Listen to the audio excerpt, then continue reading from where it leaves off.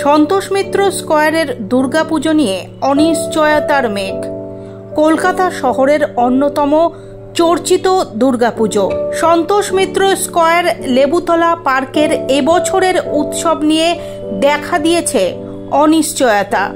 পুজো কমিটির সভাপতি তথা বিজেপি নেতা সজল ঘোষ অভিযোগ করছেন, প্রশাসনিক বাধা এবং পুলিশি নির্দেশের কারণে এবছরের পুজো বাতিল করার পরিস্থিতি তৈরি হয়েছে।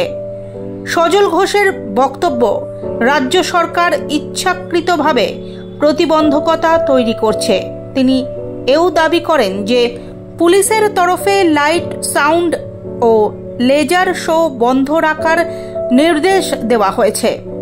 40 ফুট রাস্তা সংকুচিত করে মাত্র 15 ফুট রাখা হয়েছে, যার ফলে দর্শনার্থীদের নিরাপত্তা ও চলাচল বাধাগ্রস্ত হবে। এবছরের থিম অপারেশন সিন্দুর নিয়েও আপত্তি তোলা হয়েছে। পুলিশ সূত্রে জানা গিয়েছে, জনসমাগমের ভিড়, নিরাপত্তা এবং জরুরি পরিষেবার সুবিধার জন্যই কিছু বিধি নিষেধ জারি করা হয়েছে।